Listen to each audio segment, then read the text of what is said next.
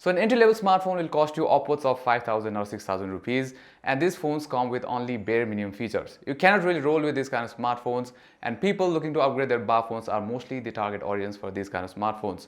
And Otto CR03 is one of those smartphones, and it comes from a Nepali brand called Otto, and this will cost you 6,896 rupees. But what do you get for the price? Well, let's find out.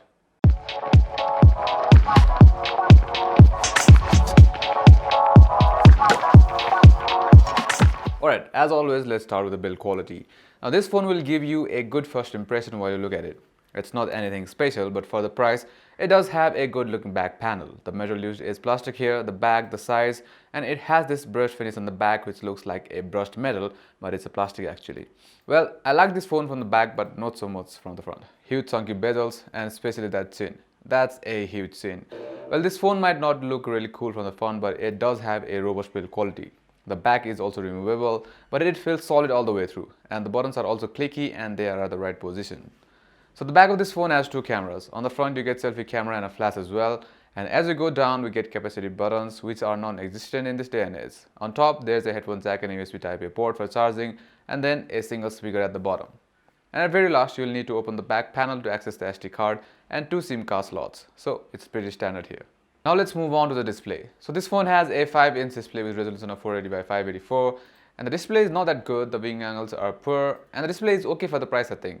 Since there aren't much smartphones at this price, it's really hard to compare it against other phones. But you cannot really expect good display at this price. In terms of hardware, this thing has a MediaTek MT6580M SoC with 4-core CPU clocked at 604 MHz and has a Mali 400MP GPU. So performance-wise, the only apps I did not have problems with are Facebook Lite and Gmail. They open at OK speed and you can easily send emails or scroll through Facebook timeline and Facebook Lite. But I was not quite satisfied with the performance when it came to apps like Google Maps, Instagram and Messenger. You would not want to use such apps on this phone. But I think people using this phone would not want to use any apps as such. And even if they do, they could be limited to Facebook Lite only and just need the basics, like phone calls and messaging, which it can certainly do. Alright, so talking about the camera, this phone rocks a dual camera on the back with a 5-megapixel main sensor, and I quite don't know about the details of the second sensor because it's not given on the box and it was not showing up on the hardware ID as well. So it will be foolish to really judge its camera. It's of course not that good, and I guess you'd want to capture pictures just so that you can release the moments or for some kind of proof. Now the front camera is also a 5-megapixel main sensor, and we can say same about the front camera as well. It's good for the price, again, emphasis on the price.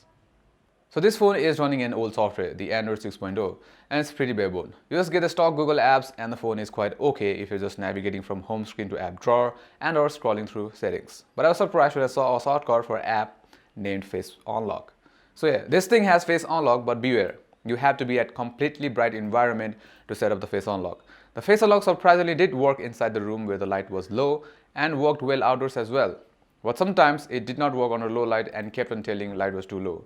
Well, the Face Unlock is there on this phone, and for the price it's alright, but they should have just given us a fingerprint sensor. It's much easier to use. So this phone has 2200 mAh battery, and this phone won't last long. You'll have to charge it before the end of the day, and talking about charge time, it took 163 minutes to charge it from 0 to 100, and that is 2.7 hours. So yeah, 2.7 hours charge time for 2200 mAh battery is like very bad. So that's it for this video. Hope you guys liked it, and as always, like if you liked it, subscribe to the channel for further contents like this. Also hit the bell icon to get notifications. Until next time, namaste.